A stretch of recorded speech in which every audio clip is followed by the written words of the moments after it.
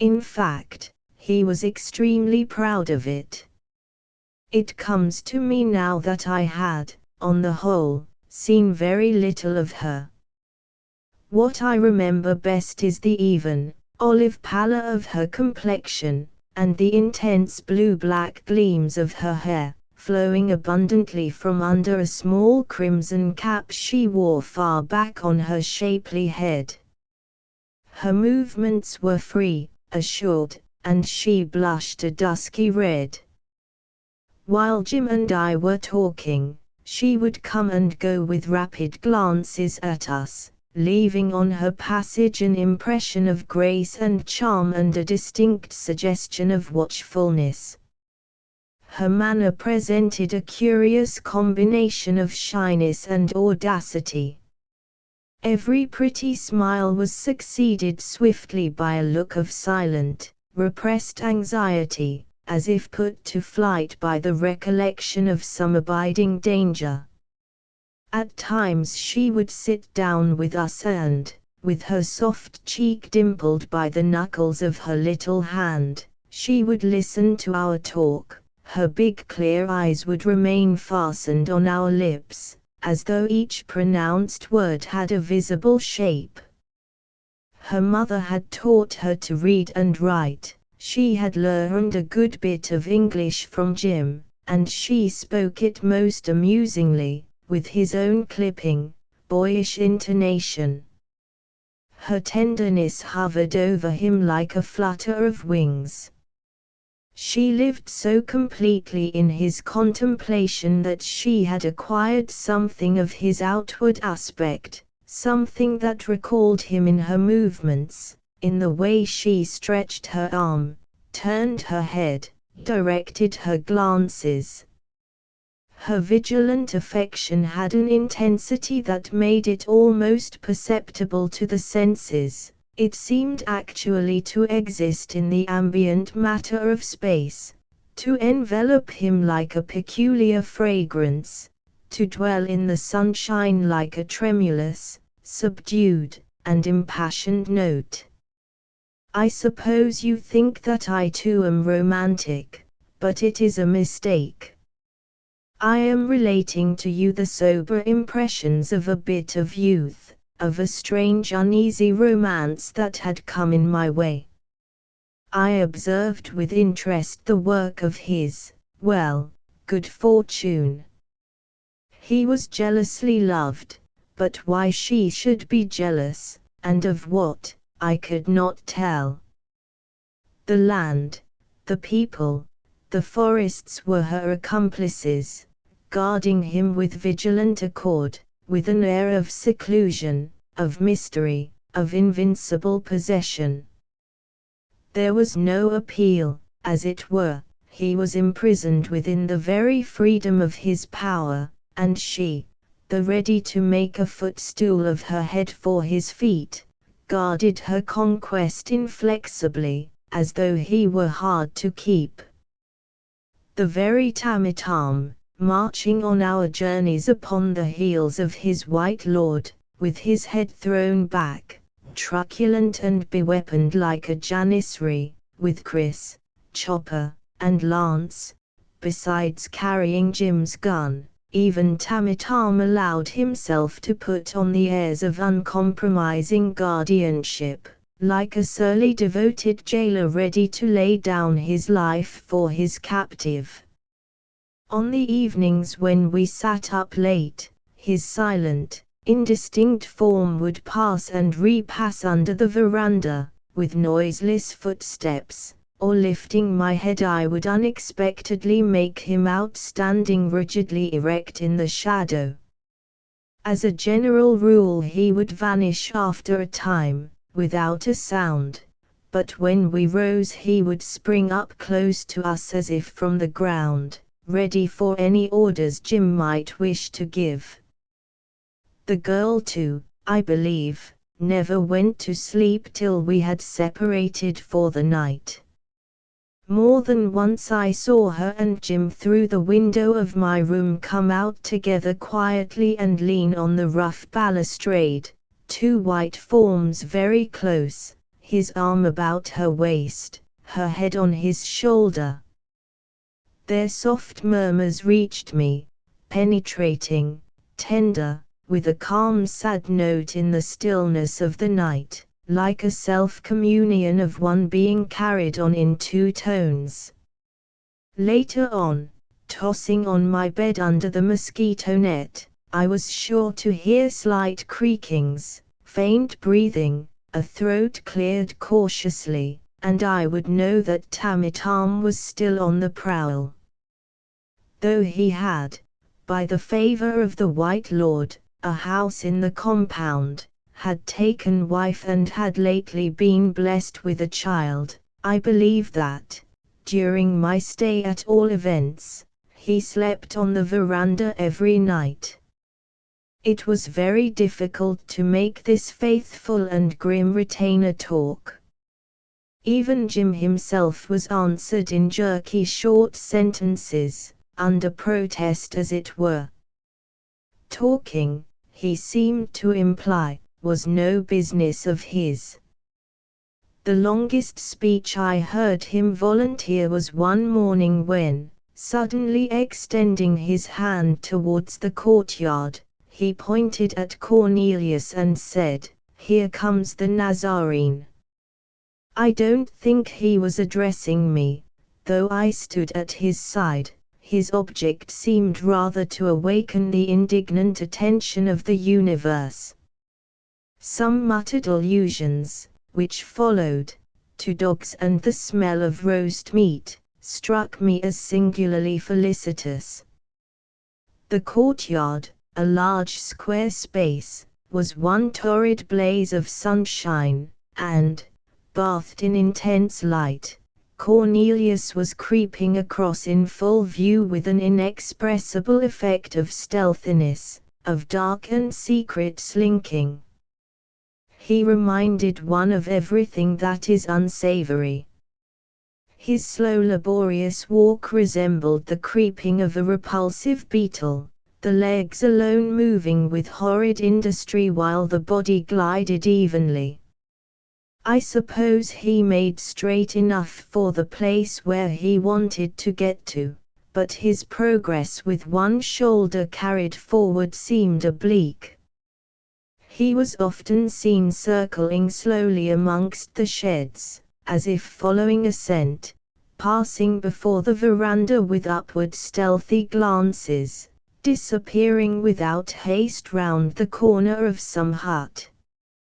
That he seemed free of the place demonstrated Jim's absurd carelessness or else his infinite disdain, for Cornelius had played a very dubious part, to say the least of it, in a certain episode which might have ended fatally for Jim. As a matter of fact, it had redounded to his glory. But everything redounded to his glory, and it was the irony of his good fortune that he, who had been too careful of it once, seemed to bear a charmed life. You must know he had left Doraemon's place very soon after his arrival, much too soon, in fact, for his safety, and of course a long time before the war. In this he was actuated by a sense of duty. He had to look after Stein's business, he said. Hadn't he? To that end, with an utter disregard of his personal safety, he crossed the river and took up his quarters with Cornelius. How the latter had managed to exist through the troubled times I can't say. As Stein's agent, after all, he must have had Doraemon's protection in a measure, and in one way or another he had managed to wriggle through all the deadly complications, while I have no doubt that his conduct, whatever line he was forced to take, was marked by that abjectness which was like the stamp of the man. That was his characteristic. He was fundamentally and outwardly abject, as other men are markedly of a generous, distinguished, or venerable appearance. It was the element of his nature which permeated all his acts and passions and emotions. He raged abjectly, smiled abjectly, was abjectly sad. His civilities and his indignations were alike abject. I am sure his love would have been the most abject of sentiments, but can one imagine a loathsome insect in love? And his loathsomeness, too, was abject, so that a simply disgusting person would have appeared noble by his side. He has his place neither in the background nor in the foreground of the story. He is simply seen skulking on its outskirts, enigmatical and unclean, tainting the fragrance of its youth and of its naiveness. His position in any case could not have been other than extremely miserable, yet it may very well be that he found some advantages in it. Jim told me he had been received at first with an abject display of the most amicable sentiments. The fellow apparently couldn't contain himself for joy, said Jim with disgust. He flew at me every morning to shake both my hands. Confound him, but I could never tell whether there would be any breakfast. If I got 3 meals in 2 days I considered myself jolly lucky, and he made me sign a chit for $10 every week. Said he was sure Mr. Stein did not mean him to keep me for nothing. Well, he kept me on nothing as near as possible. Put it down to the unsettled state of the country, and made as if to tear his hair out, begging my pardon 20 times a day, so that I had at last to entreat him not to worry. It made me sick. Half the roof of his house had fallen in, and the whole place had a mangy look, with wisps of dry grass sticking out and the corners of broken mats flapping on every wall. He did his best to make out that Mr. Stein owed him money on the last 3 years' trading, but his books were all torn, and some were missing. He tried to hint it was his late wife's fault. Disgusting scoundrel! At last I had to forbid him to mention his late wife at all. It made Jewel cry. I couldn't discover what became of all the trade goods. There was nothing in the store but rats, having a high old time amongst a litter of brown paper and old sacking. I was assured on every hand that he had a lot of money buried somewhere, but of course could get nothing out of him. It was the most miserable existence I led there in that wretched house. I tried to do my duty by Stein, but I had also other matters to think of. When I escaped to Doraemon, old Tunku Alain got frightened and returned all my things. It was done in a roundabout way, and with no end of mystery, through a Chinaman who keeps a small shop here. But as soon as I left the Bugis quarter and went to live with Cornelius, it began to be said openly that the Raja had made up his mind to have me killed before long. Pleasant, wasn't it? And I couldn't see what there was to prevent him if he really had made up his mind. The worst of it was, I couldn't help feeling I wasn't doing any good either for Stein or for myself. Oh! It was beastly, the whole 6 weeks of it. Chapter 30. He told me further that he didn't know what made him hang on, but of course we may guess. He sympathized deeply with the defenseless girl, at the mercy of that mean, cowardly scoundrel. It appears Cornelius led her an awful life, stopping only short of actual ill usage, for which he had not the pluck, I suppose. He insisted upon her calling him father, and with respect, too, with respect he would scream, shaking a little yellow fist in her face. I am a respectable man, and what are you? Tell me, what are you? You think I am going to bring up somebody else's child and not be treated with respect? You ought to be glad I let you. Come, say yes, father. No. You wait a bit.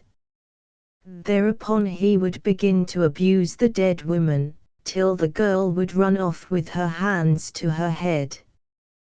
He pursued her, dashing in and out and round the house and amongst the sheds, would drive her into some corner, where she would fall on her knees stopping her ears, and then he would stand at a distance and declaim filthy denunciations at her back for half an hour at a stretch. Your mother was a devil, a deceitful devil, and you too are a devil, he would shriek in a final outburst. Pick up a bit of dry earth or a handful of mud, there was plenty of mud around the house, and fling it into her hair. Sometimes, though, she would hold out full of scorn, confronting him in silence, her face somber and contracted, and only now and then uttering a word or two that would make the other jump and writhe with the sting. Jim told me these scenes were terrible. It was indeed a strange thing to come upon in a wilderness. The endlessness of such a subtly cruel situation was appalling, if you think of it. The respectable Cornelius, Incinelius the Malays called him, with a grimace that meant many things, was a much disappointed man.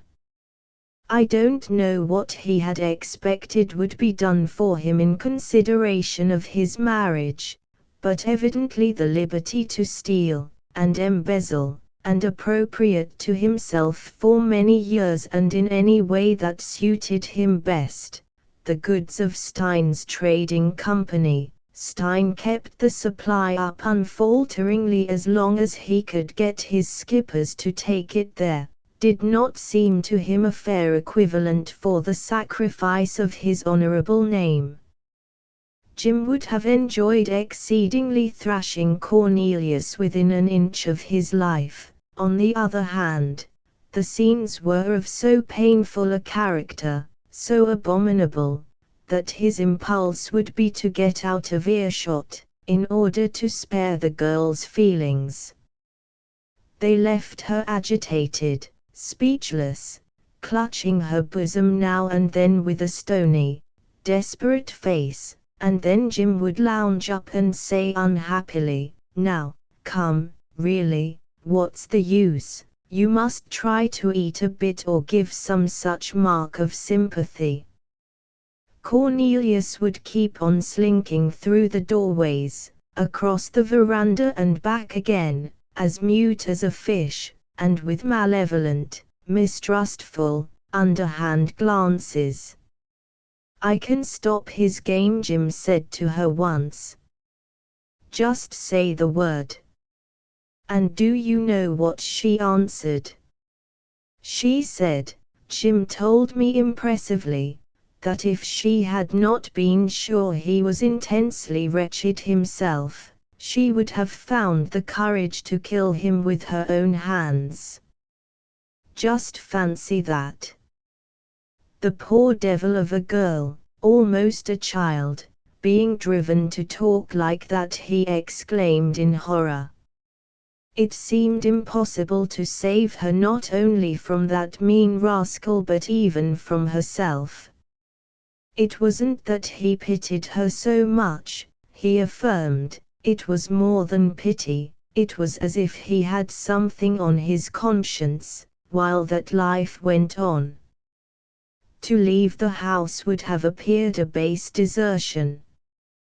He had understood at last that there was nothing to expect from a longer stay, neither accounts nor money, nor truth of any sort, but he stayed on, exasperating Cornelius to the verge, I won't say of insanity, but almost of courage.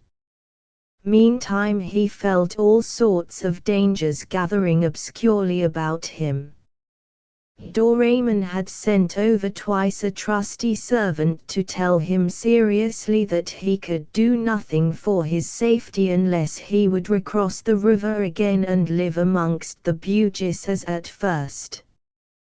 People of every condition used to call, often in the dead of night, in order to disclose to him plots for his assassination. He was to be poisoned. He was to be stabbed in the bathhouse. Arrangements were being made to have him shot from a boat on the river. Each of these informants professed himself to be his very good friend. It was enough, he told me, to spoil a fellow's rest forever. Something of the kind was extremely possible, nay, probable, but the lying warnings gave him only the sense of deadly scheming going on all around him, on all sides, in the dark. Nothing more calculated to shake the best of nerve. Finally, one night, Cornelius himself, with a great apparatus of alarm and secrecy, unfolded in solemn wheedling tones a little plan wherein for $100, or even for 80, let's say 80, he, Cornelius, would procure a trustworthy man to smuggle Jim out of the river, all safe. There was nothing else for it now, if Jim cared a pin for his life. What's $80? A trifle. An insignificant sum. While he, Cornelius, who had to remain behind, was absolutely courting death by this proof of devotion to Mr. Stein's young friend. The sight of his abject grimacing was, Jim told me, very hard to bear. He clutched at his hair, beat his breast, rocked himself to and fro with his hands pressed to his stomach, and actually pretended to shed tears. Your blood be on your own head, he squeaked at last, and rushed out. It is a curious question how far Cornelius was sincere in that performance. Jim confessed to me that he did not sleep a wink after the fellow had gone. He lay on his back on a thin mat spread over the bamboo flooring, trying idly to make out the bare rafters, and listening to the rustlings in the torn thatch. A star suddenly twinkled through a hole in the roof. His brain was in a whirl, but, nevertheless, it was on that very night that he matured his plan for overcoming Sheriff Ali.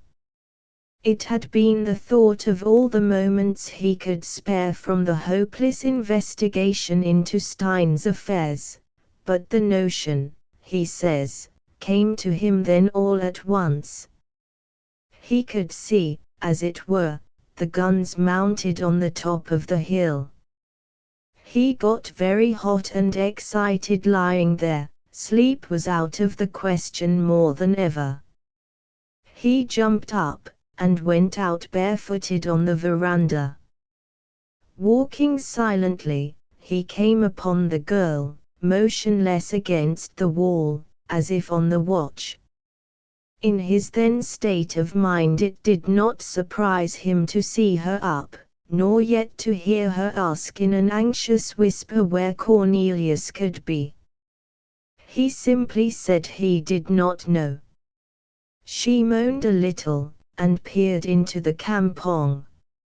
Everything was very quiet. He was possessed by his new idea, and so full of it that he could not help telling the girl all about it at once. She listened, clapped her hands lightly, whispered softly her admiration, but was evidently on the alert all the time. It seems he had been used to make a confidant of her all along, and that she on her part could and did give him a lot of useful hints as to Patusan affairs, there is no doubt.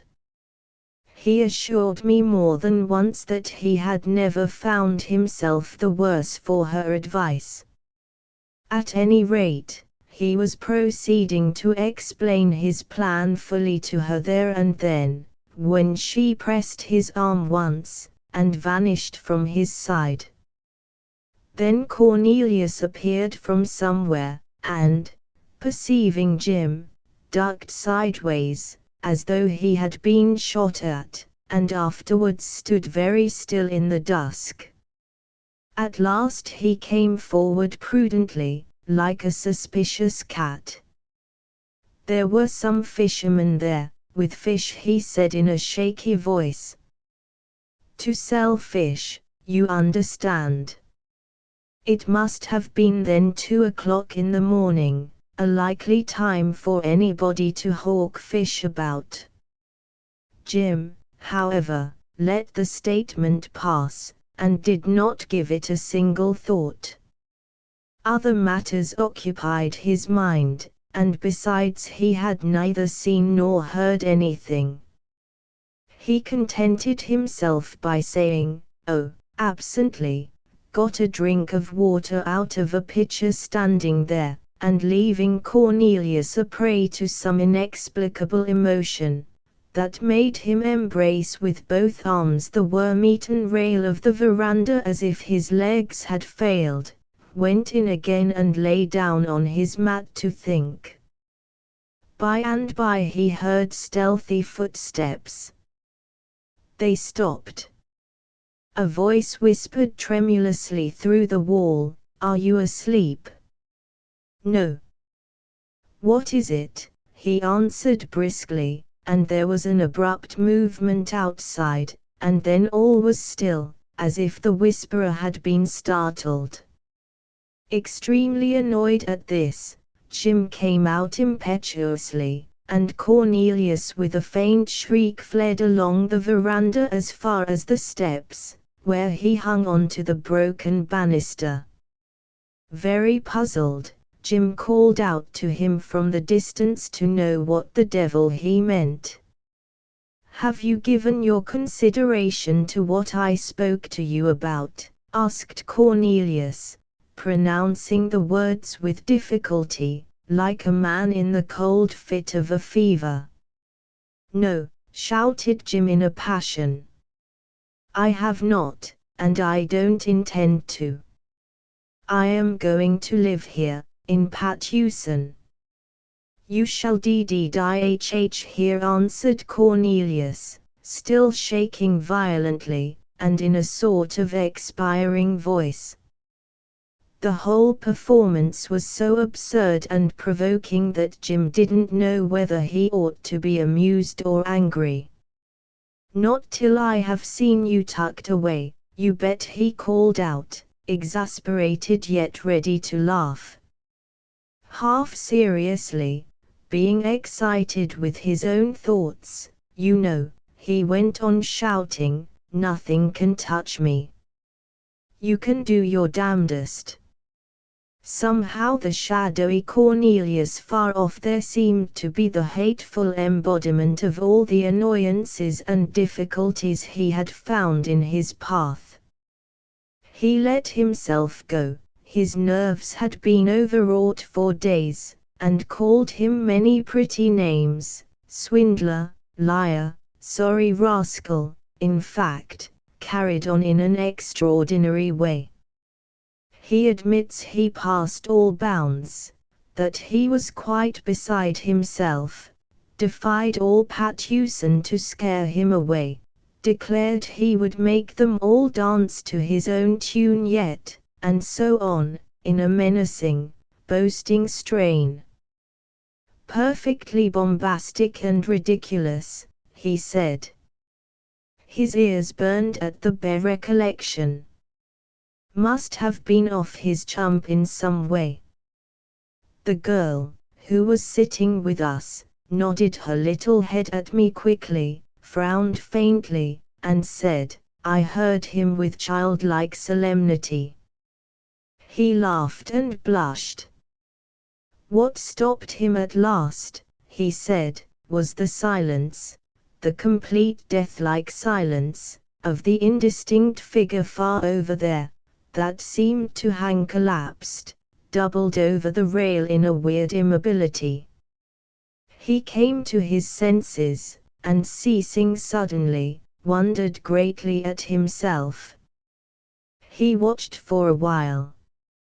Not a stir, not a sound. Exactly as if the chap had died while I had been making all that noise, he said. He was so ashamed of himself that he went indoors in a hurry without another word, and flung himself down again. The row seemed to have done him good though, because he went to sleep for the rest of the night like a baby. Hadn't slept like that for weeks. But I didn't sleep, struck in the girl, one elbow on the table and nursing her cheek. I watched. Her big eyes flashed, rolling a little, and then she fixed them on my face intently. Chapter 31. You may imagine with what interest I listened. All these details were perceived to have some significance 24 hours later. In the morning Cornelius made no allusion to the events of the night. I suppose you will come back to my poor house, he muttered, surlily, slinking up just as Jim was entering the canoe to go over to Doraemon's campong. Jim only nodded, without looking at him. You find it good fun, no doubt, muttered the other in a sour tone. Jim spent the day with the old Nakhuda, preaching the necessity of vigorous action to the principal men of the Bugis community, who had been summoned for a big talk. He remembered with pleasure how very eloquent and persuasive he had been. I managed to put some backbone into them that time, and no mistake, he said. Sheriff Ali's last raid had swept the outskirts of the settlement, and some women belonging to the town had been carried off to the stockade. Sheriff Ali's emissaries had been seen in the marketplace the day before, strutting about haughtily in white cloaks, and boasting of the Raja's friendship for their master. One of them stood forward in the shade of a tree, and, leaning on the long barrel of a rifle, exhorted the people to prayer and repentance, advising them to kill all the strangers in their midst, some of whom, he said, were infidels and others even worse, children of Satan in the guise of Muslims. It was reported that several of the Raja's people amongst the listeners had loudly expressed their approbation. The terror amongst the common people was intense. Jim, immensely pleased with his day's work, crossed the river again before sunset. As he had got the Bugis irretrievably committed to action and had made himself responsible for success on his own head, he was so elated that in the lightness of his heart he absolutely tried to be civil with Cornelius. But Cornelius became wildly jovial in response, and it was almost more than he could stand, he says, to hear his little squeaks of false laughter, to see him wriggle and blink, and suddenly catch hold of his chin and crouch low over the table with a distracted stare. The girl did not show herself, and Jim retired early. When he rose to say good night, Cornelius jumped up, knocking his chair over, and ducked out of sight as if to pick up something he had dropped. His good night came huskily from under the table. Jim was amazed to see him emerge with a dropping jaw, and staring stupidly frightened eyes. He clutched the edge of the table. "What's the matter? Are you unwell?" asked Jim. "Yes, yes, yes. A great colic in my stomach," says the other, and it is Jim's opinion that it was perfectly true. If so, it was, in view of his contemplated action, an abject sign of a still imperfect callousness for which he must be given all due credit.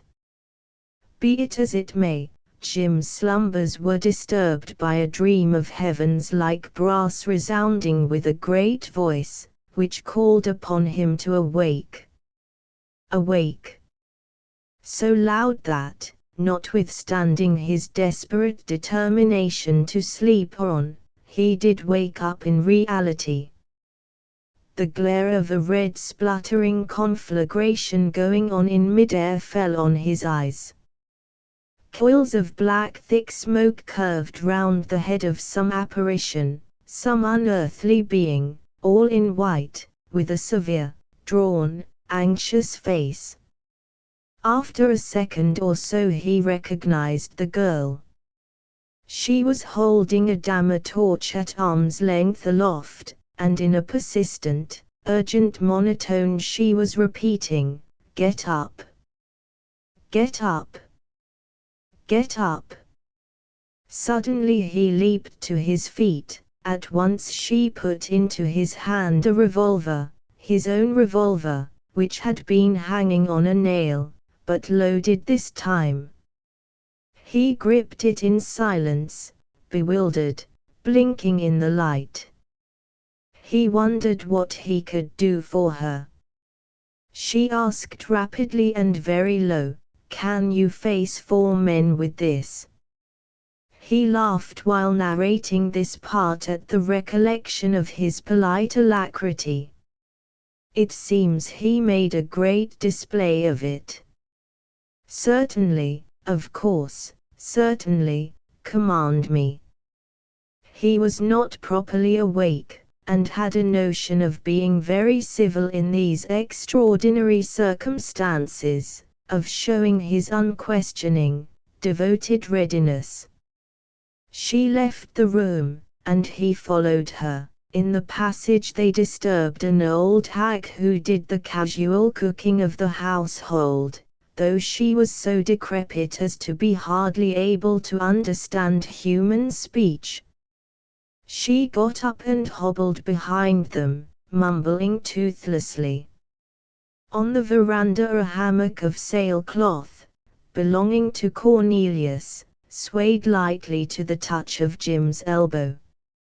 It was empty.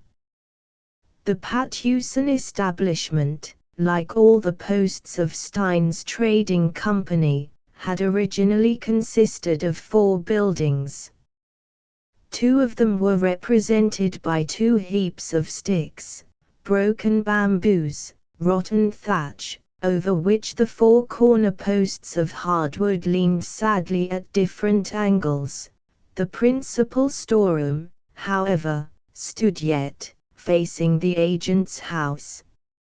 It was an oblong hut, built of mud and clay. It had at one end a wide door of stout planking, which so far had not come off the hinges, and in one of the side walls there was a square aperture, a sort of window, with 3 wooden bars. Before descending the few steps the girl turned her face over her shoulder and said quickly, "You were to be set upon while you slept." Jim tells me he experienced a sense of deception. It was the old story. He was weary of these attempts upon his life. He had had his fill of these alarms. He was sick of them. He assured me he was angry with the girl for deceiving him. He had followed her under the impression that it was she who wanted his help, and now he had half a mind to turn on his heel and go back in disgust. "Do you know," he commented profoundly, I rather think I was not quite myself for whole weeks on end about that time. Oh yes. You were, though I couldn't help contradicting. But she moved on swiftly, and he followed her into the courtyard. All its fences had fallen in a long time ago. The neighbors' buffaloes would pace in the morning across the open space, snorting profoundly, without haste. The very jungle was invading it already. Jim and the girl stopped in the rank grass. The light in which they stood made a dense blackness all round, and only above their heads there was an opulent glitter of stars. He told me it was a beautiful night, quite cool, with a little stir of breeze from the river. It seems he noticed its friendly beauty. Remember, this is a love story I am telling you now. A lovely night seemed to breathe on them a soft caress.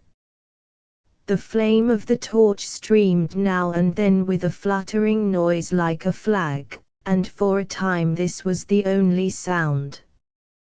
"They are in the storeroom waiting," whispered the girl. "They are waiting for the signal." "Who's to give it?" he asked. She shook the torch, which blazed up after a shower of sparks. "Only you have been sleeping so restlessly," she continued in a murmur. "I watched your sleep, too." "You," he exclaimed, craning his neck to look about him. "You think I watched on this night only," she said, with a sort of despairing indignation. He says it was as if he had received a blow on the chest. He gasped. He thought he had been an awful brute somehow, and he felt remorseful, touched, happy, elated. This, let me remind you again, is a love story. You can see it by the imbecility, not a repulsive imbecility, the exalted imbecility of these proceedings, this station in torchlight, as if they had come there on purpose to have it out for the edification of concealed murderers. If Sheriff Ali's emissaries had been possessed, as Jim remarked, of a pennyworth of spunk, this was the time to make a rush. His heart was thumping, not with fear, but he seemed to hear the grass rustle, and he stepped smartly out of the light. Something dark, imperfectly seen, flitted rapidly out of sight. He called out in a strong voice, "Cornelius! Oh, Cornelius!" A profound silence succeeded. His voice did not seem to have carried 20 feet. Again the girl was by his side. "Fly," she said. The old woman was coming up. Her broken figure hovered in crippled little jumps on the edge of the light. They heard her mumbling, and a light, moaning sigh. "Fly," repeated the girl excitedly. "They are frightened now, this light, the voices. They know you are awake now, they know you are big, strong, fearless. If I am all that," he began, but she interrupted him. "Yes, tonight. But what of tomorrow night? Of the next night? Of the night after, of all the many, many nights? Can I be always watching?" A sobbing catch of her breath affected him beyond the power of words. He told me that he had never felt so small, so powerless, and as to courage, what was the good of it, he thought. He was so helpless that even flight seemed of no use, and though she kept on whispering, "Go to Doraemon, go to Doraemon," with feverish insistence, he realized that for him there was no refuge from that loneliness which centupled all his dangers except in her. I thought, he said to me, that if I went away from her it would be the end of everything somehow. Only as they couldn't stop there forever in the middle of that courtyard, he made up his mind to go and look into the storehouse. He let her follow him without thinking of any protest, as if they had been indissolubly united. "I am fearless, am I?" he muttered through his teeth. She restrained his arm. "Wait till you hear my voice," she said, and, torch in hand, ran lightly round the corner. He remained alone in the darkness, his face to the door. Not a sound, not a breath came from the other side. The old hag let out a dreary groan somewhere behind his back. He heard a high-pitched, almost screaming call from the girl. "Now! Push!" He pushed violently. The door swung with a creak and a clatter, disclosing to his intense astonishment the low dungeon-like interior illuminated by a lurid, wavering glare. A turmoil of smoke eddied down upon an empty wooden crate in the middle of the floor. A litter of rags and straw tried to soar, but only stirred feebly in the draught. She had thrust the light through the bars of the window. He saw her bare round arm extended and rigid, holding up the torch with the steadiness of an iron bracket. A conical ragged heap of old mats cumbered a distant corner almost to the ceiling, and that was all. He explained to me that he was bitterly disappointed at this.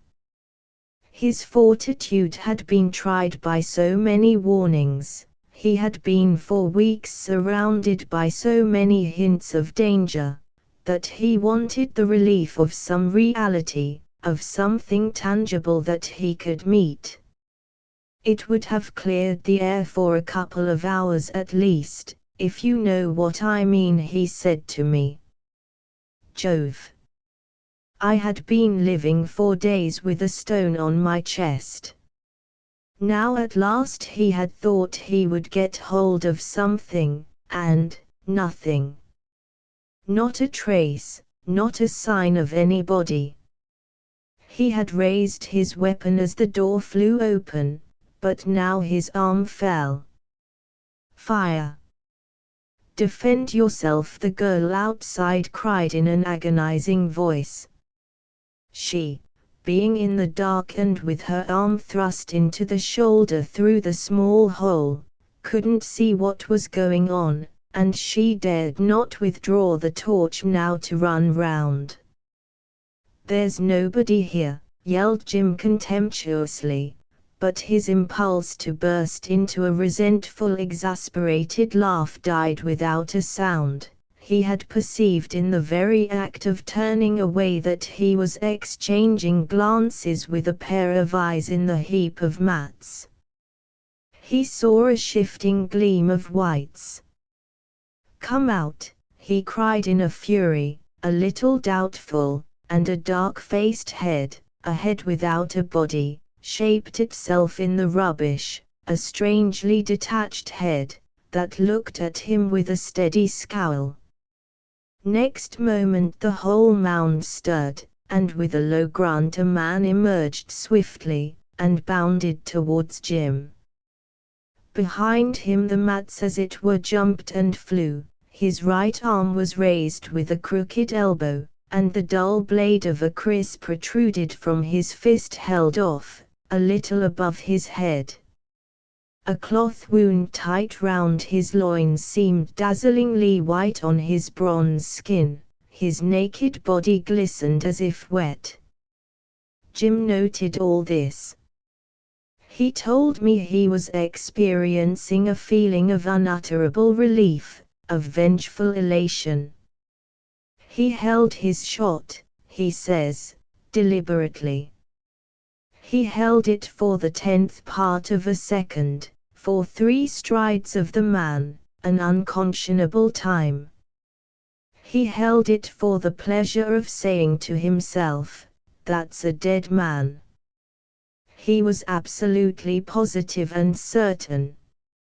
He let him come on because it did not matter. A dead man, anyhow.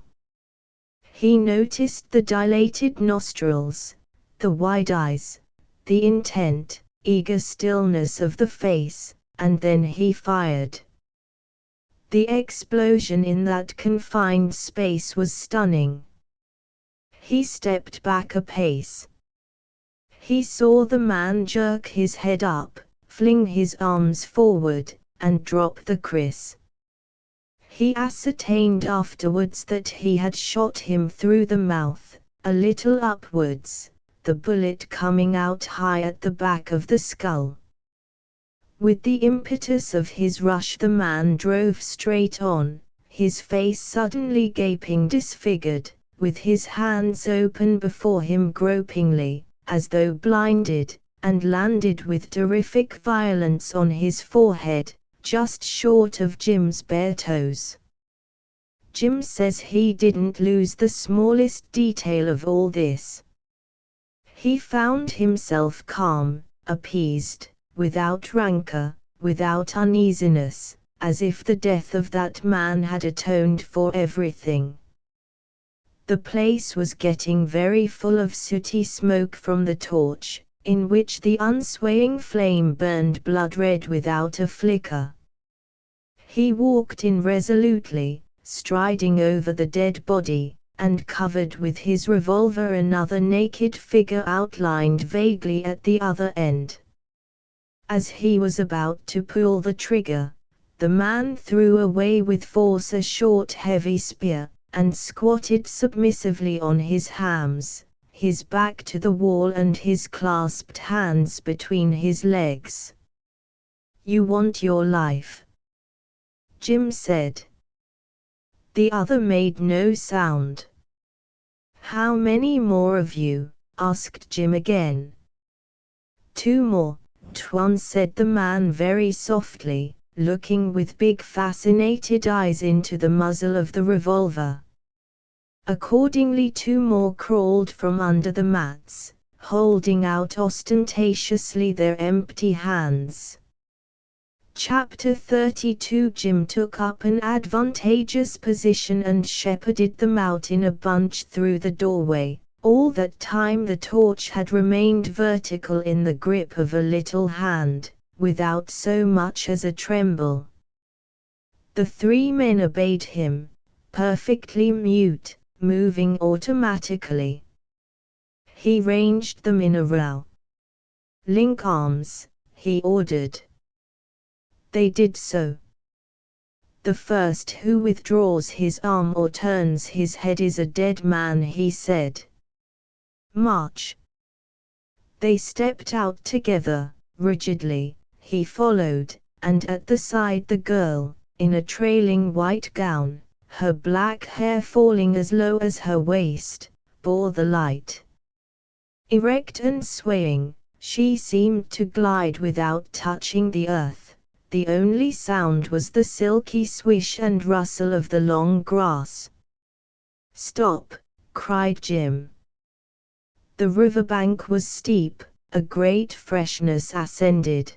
The light fell on the edge of smooth dark water frothing without a ripple. Right and left the shapes of the houses ran together below the sharp outlines of the roofs.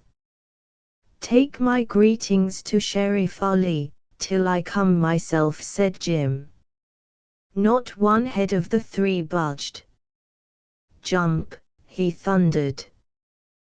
The 3 splashes made one splash, a shower flew up, black heads bobbed convulsively, and disappeared, but a great blowing and spluttering went on, growing faint, for they were diving industriously in great fear of a parting shot. Jim turned to the girl, who had been a silent and attentive observer. His heart seemed suddenly to grow too big for his breast and choke him in the hollow of his throat. This probably made him speechless for so long, and after returning his gaze she flung the burning torch with a wide sweep of the arm into the river. The ruddy fiery glare, taking a long flight through the night, sank with a vicious hiss, and the calm soft starlight descended upon them, unchecked. He did not tell me what it was he said when at last he recovered his voice. I don't suppose he could be very eloquent. The world was still, the night breathed on them, one of those nights that seem created for the sheltering of tenderness, and there are moments when our souls, as if freed from their dark envelope, glow with an exquisite sensibility that makes certain silences more lucid than speeches. As to the girl, he told me, she broke down a bit. Excitement, don't you know? Reaction. Deucedly tired she must have been, and all that kind of thing.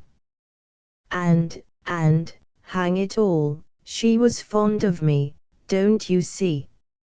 I too didn't know, of course never entered my head. Then he got up and began to walk about in some agitation. I love her dearly.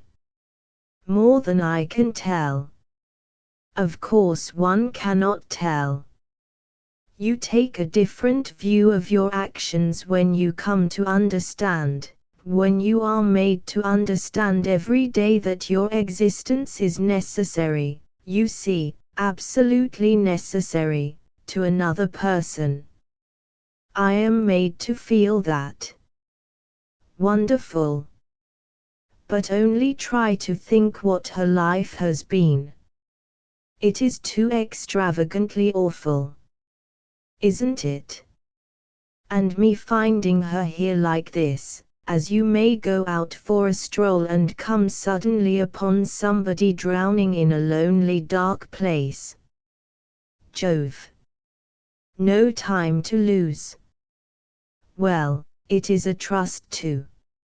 I believe I am equal to it. I must tell you the girl had left us to ourselves some time before. He slapped his chest. Yes. I feel that, but I believe I am equal to all my luck. He had the gift of finding a special meaning in everything that happened to him. This was the view he took of his love affair. It was idyllic, a little solemn, and also true, since his belief had all the unshakable seriousness of youth.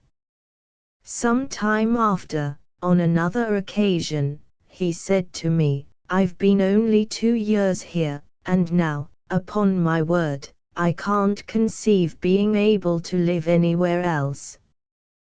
The very thought of the world outside is enough to give me a fright, because, don't you see, he continued, with downcast eyes watching the action of his boot, busied in squashing thoroughly a tiny bit of dried mud, we were strolling on the river bank, because I have not forgotten why I came here. Not yet. I refrained from looking at him, but I think I heard a short sigh. We took a turn or two in silence.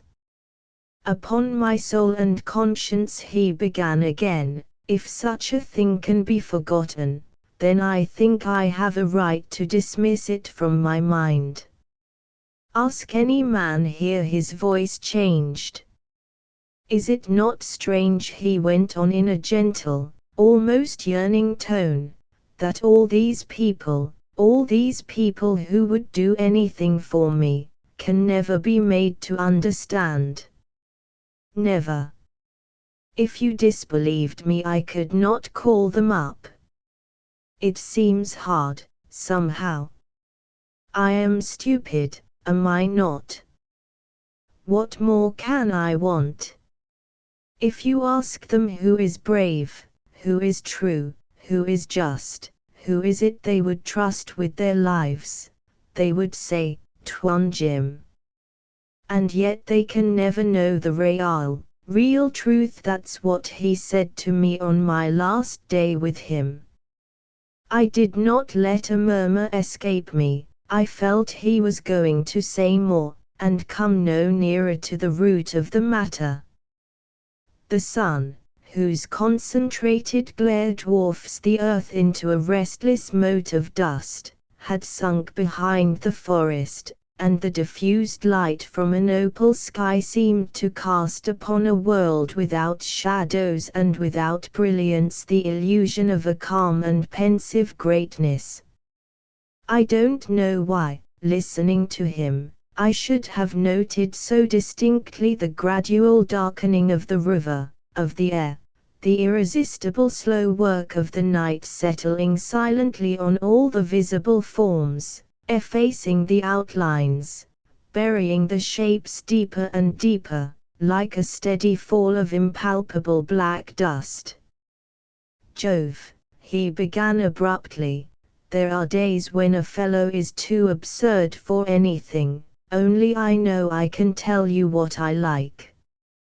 I talk about being done with it, with the bally thing at the back of my head. Forgetting. Hang me if I know. I can think of it quietly. After all, what has it proved? Nothing. I suppose you don't think so." I made a protesting murmur. "No matter," he said. "I am satisfied nearly. I've got to look only at the face of the first man that comes along, to regain my confidence.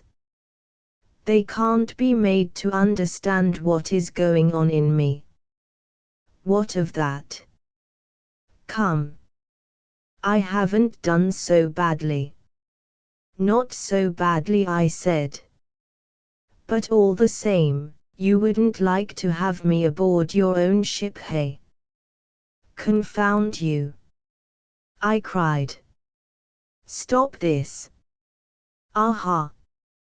You see," he said, crowing, as it were, over me placidly. "Only," he went on, "you just try to tell this to any of them here. They would think you a fool, a liar, or worse. And so I can stand it. I've done a thing or two for them, but this is what they have done for me."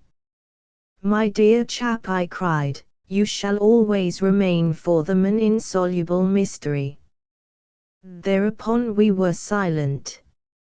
"Mystery," he repeated, before looking up. "Well, then let me always remain here."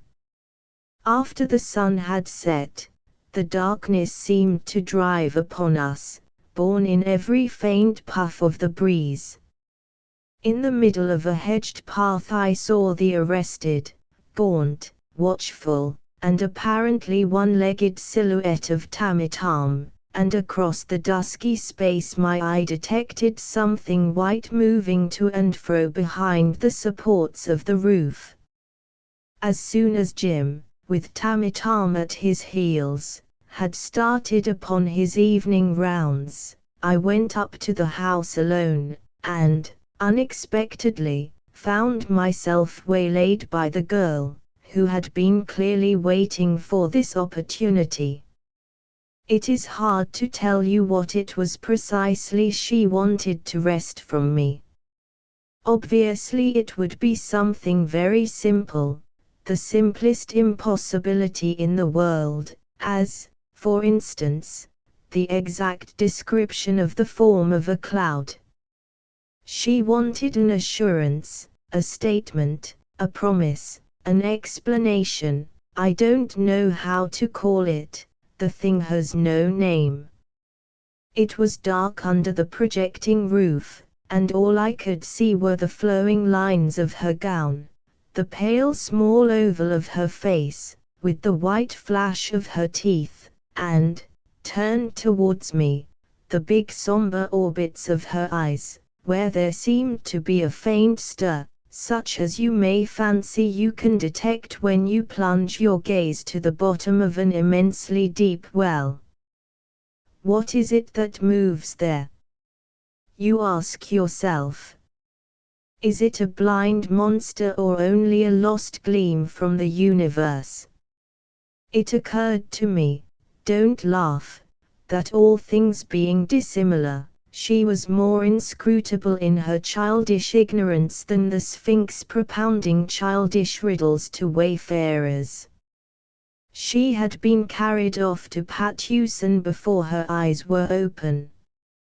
She had grown up there, she had seen nothing, she had known nothing, she had no conception of anything. I ask myself whether she were sure that anything else existed. What notions she may have formed of the outside world is to me inconceivable. All that she knew of its inhabitants were a betrayed woman and a sinister pantaloon. Her lover also came to her from there, gifted with irresistible seductions, but what would become of her if he should return to these inconceivable regions that seemed always to claim back their own? Her mother had warned her of this with tears, before she died.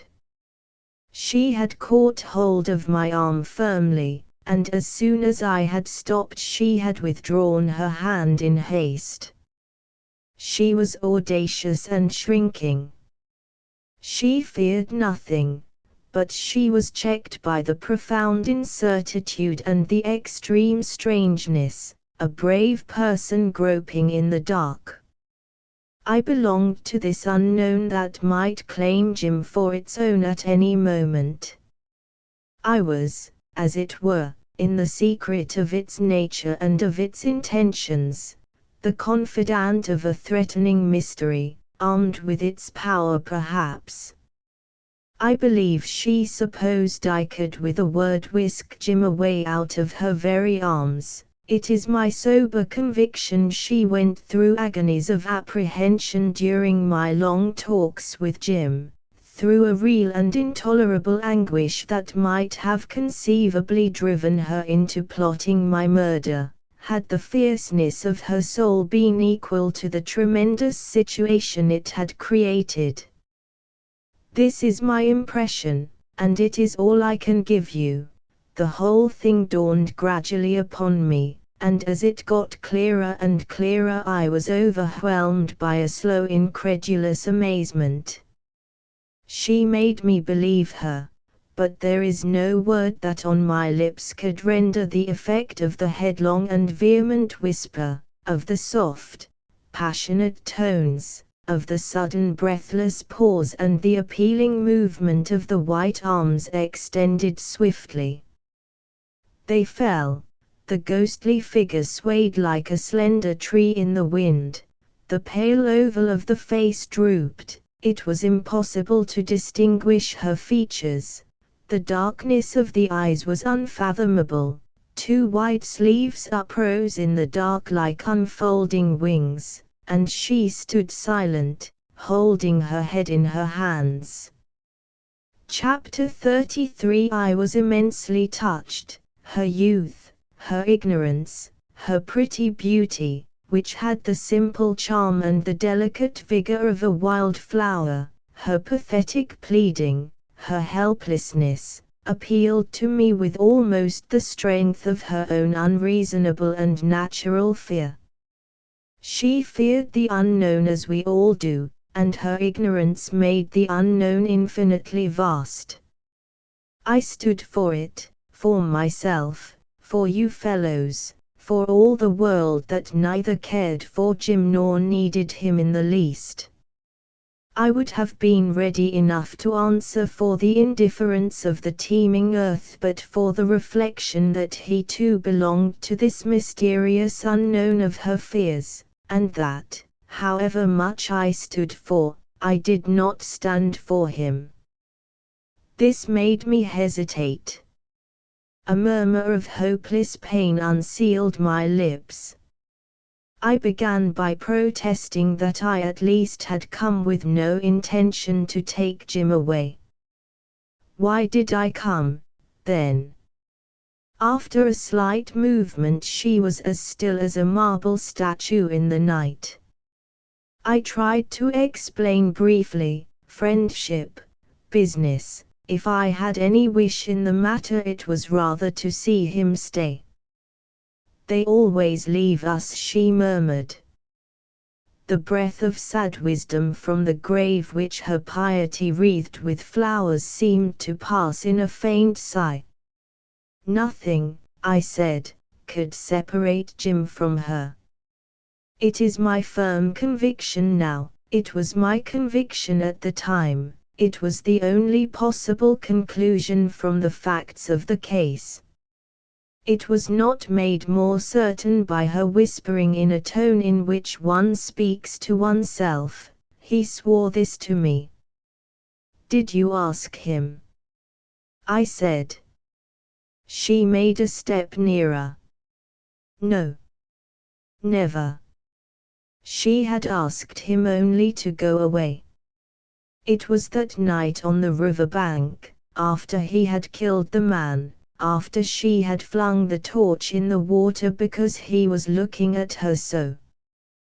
There was too much light, and the danger was over then, for a little time, for a little time. He said then he would not abandon her to Cornelius. She had insisted. She wanted him to leave her. He said that he could not, that it was impossible. He trembled while he said this. She had felt him tremble. One does not require much imagination to see the scene, almost to hear their whispers. She was afraid for him too. I believe that then she saw in him only a predestined victim of dangers which she understood better than himself. Though by nothing but his mere presence he had mastered her heart, had filled all her thoughts, and had possessed himself of all her affections, she underestimated his chances of success. It is obvious that at about that time everybody was inclined to underestimate his chances. Strictly speaking, he didn't seem to have any. I know this was Cornelius's view. He confessed that much to me in extenuation of the shady part he had played in Sheriff Ali's plot to do away with the infidel. Even Sheriff Ali himself, as it seems certain now, had nothing but contempt for the white man. Jim was to be murdered mainly on religious grounds, I believe. A simple act of piety, and so far infinitely meritorious, but otherwise without much importance. In the last part of this opinion Cornelius concurred. "Honorable Sir," he argued abjectly on the only occasion he managed to have me to himself, "Honorable Sir, how was I to know? Who was he? What could he do to make people believe him?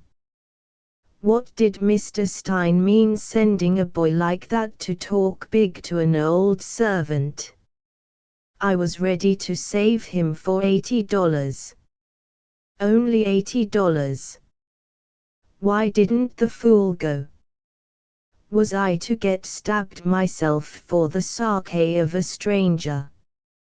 He grovelled in spirit before me, with his body doubled up insinuatingly and his hands hovering about my knees, as though he were ready to embrace my legs.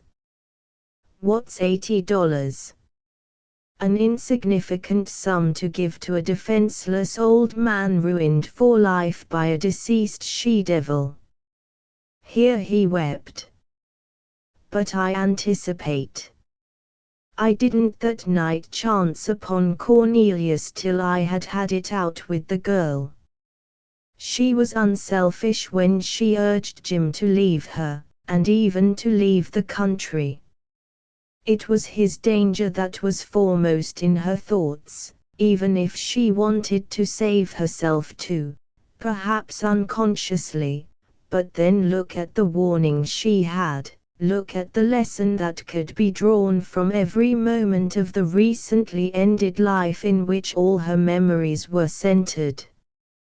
She fell at his feet, she told me so, there by the river, in the discreet light of stars which showed nothing except great masses of silent shadows, indefinite open spaces, and trembling faintly upon the broad stream made it appear as wide as the sea.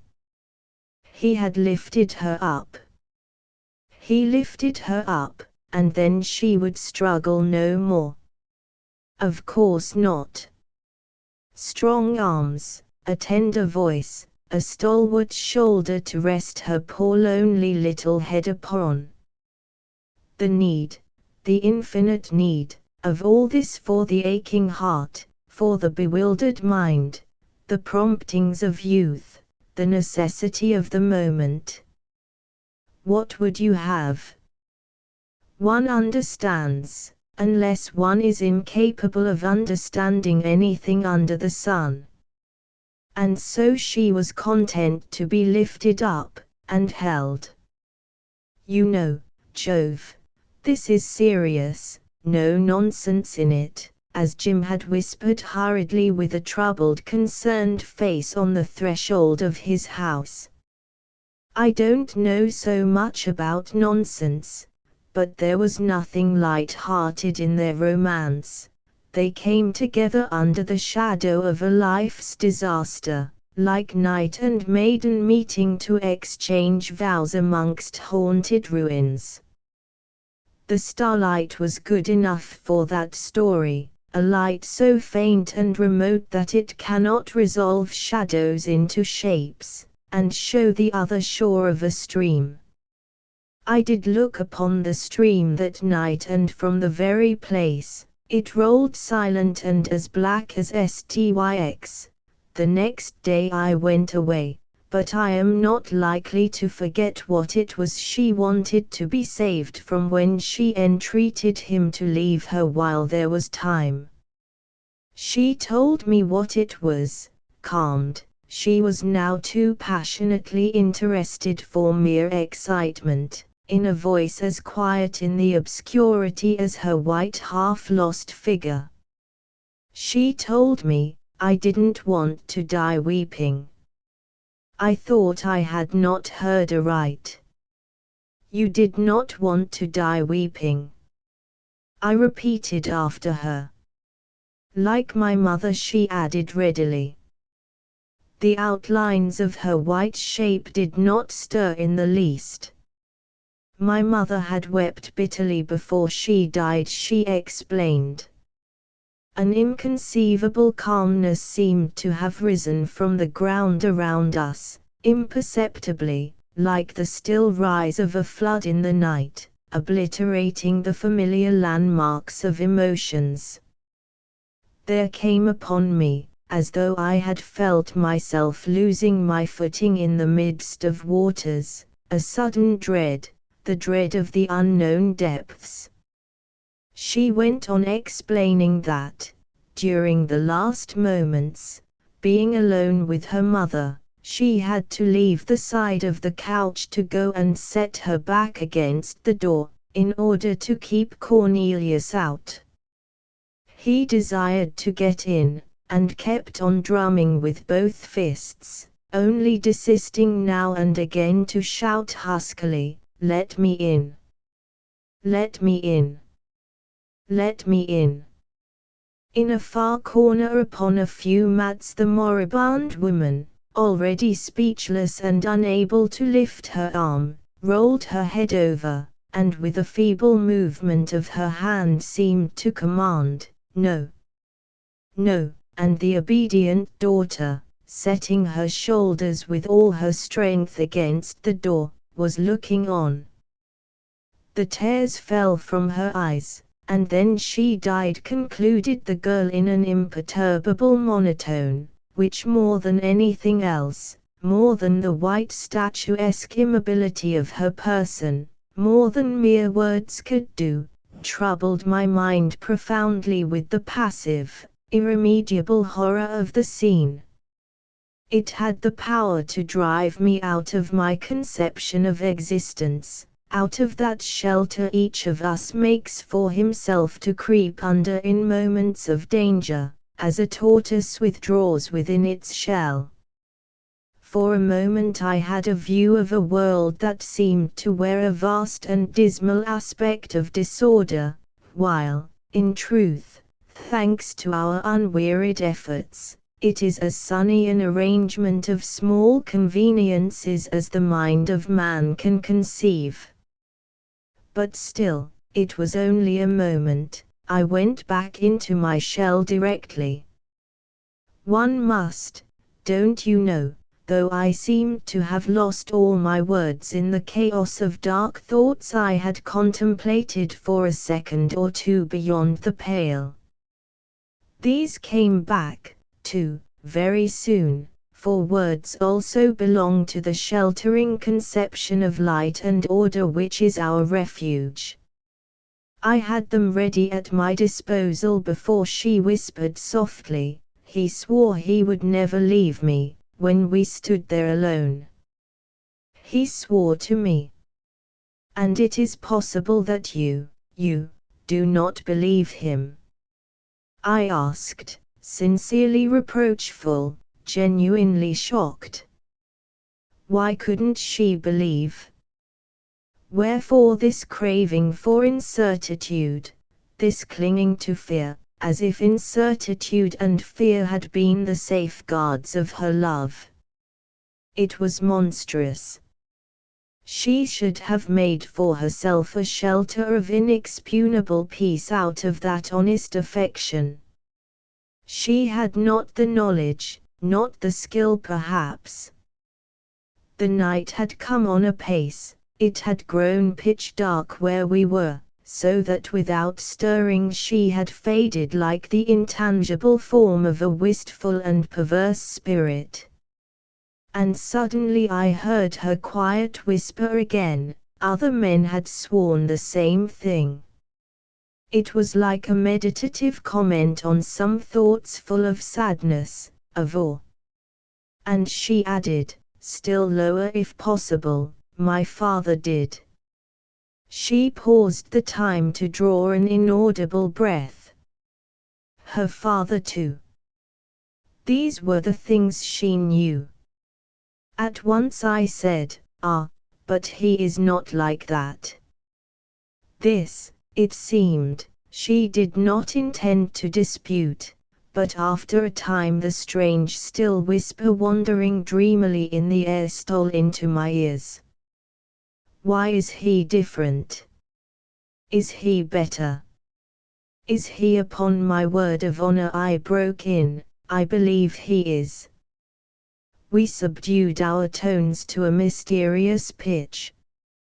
Amongst the huts of Jim's workmen, they were mostly liberated slaves from the sheriff's stockade, somebody started a shrill, drawling song. Across the river a big fire, at Doraemon's, I think, made a glowing ball, completely isolated in the night. "Is he more true?" she murmured. "Yes," I said. "More true than any other man," she repeated in lingering accents. "Nobody here," I said, "would dream of doubting his word, nobody would dare, except you." I think she made a movement at this. "More brave," she went on in a changed tone.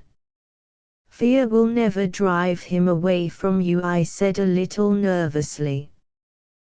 The song stopped short on a shrill note, and was succeeded by several voices talking in the distance. Jim's voice too. I was struck by her silence. "What has he been telling you?" "He has been telling you something?" I asked. There was no answer. What is it he told you? I insisted. Do you think I can tell you? How am I to know? How am I to understand? She cried at last. There was a stir. I believe she was wringing her hands. There is something he can never forget. So much the better for you, I said gloomily. What is it? What is it? She put an extraordinary force of appeal into her supplicating tone. He says he had been afraid. How can I believe this? Am I a mad woman to believe this? You all remember something. You all go back to it. What is it? You tell me. What is this thing? Is it alive? Is it dead? I hate it. It is cruel. Has it got a face and a voice, this calamity? Will he see it? Will he hear it? In his sleep, perhaps, when he cannot see me, and then arise and go. Ah! I shall never forgive him. My mother had forgiven, but I, never. Will it be a sign, a call? It was a wonderful experience.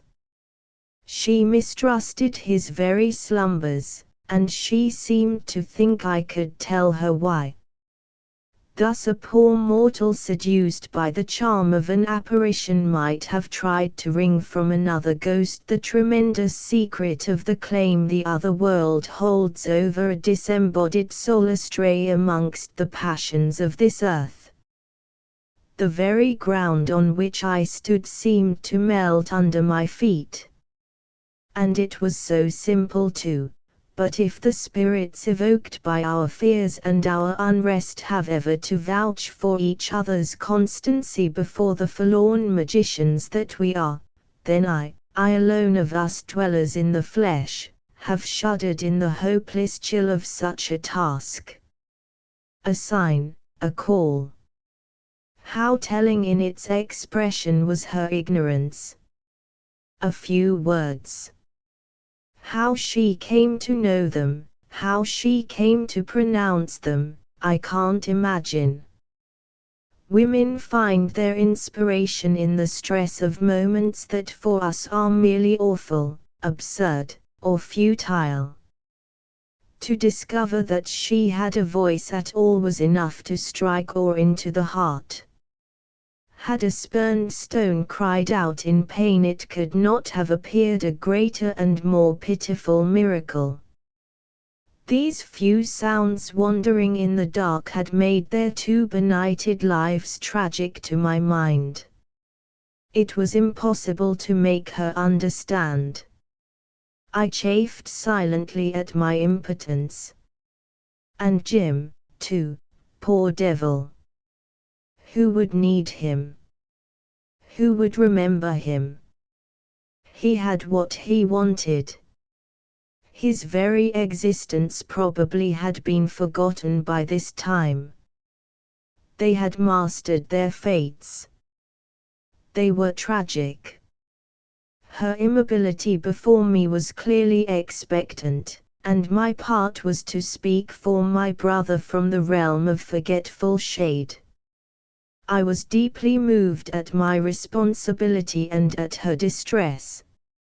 I would have given anything for the power to soothe her frail soul, tormenting itself in its invincible ignorance like a small bird beating about the cruel wires of a cage. Nothing easier than to say, "Have no fear." Nothing more difficult. How does one kill fear, I wonder? How do you shoot a spectre through the heart, slash off its spectral head, take it by its spectral throat? It is an enterprise you rush into while you dream, and are glad to make your escape with wet hair and every limb shaking. The bullet is not run, the blade not forged, the man not born, even the winged words of truth drop at your feet like lumps of lead. You require for such a desperate encounter an enchanted and poisoned shaft dipped in a lie too subtle to be found on earth. An enterprise for a dream, my masters. I began my exorcism with a heavy heart, with a sort of sullen anger in it too.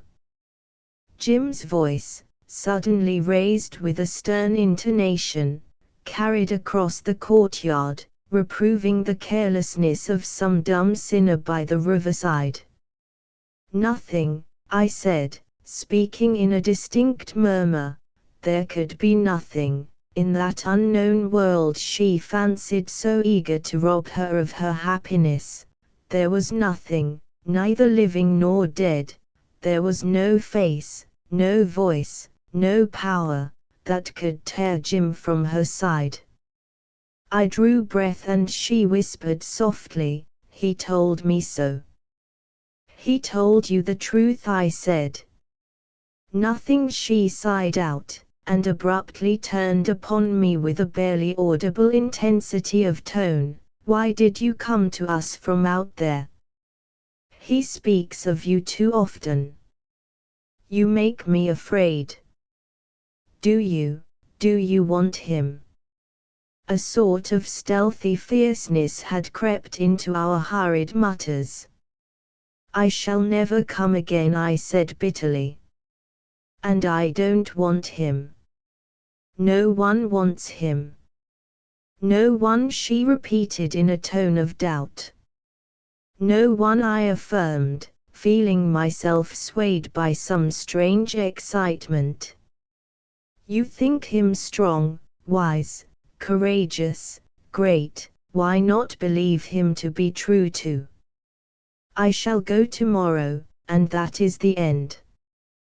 You shall never be troubled by a voice from there again. This world you don't know is too big to miss him. You understand? Too big. You've got his heart in your hand. You must feel that.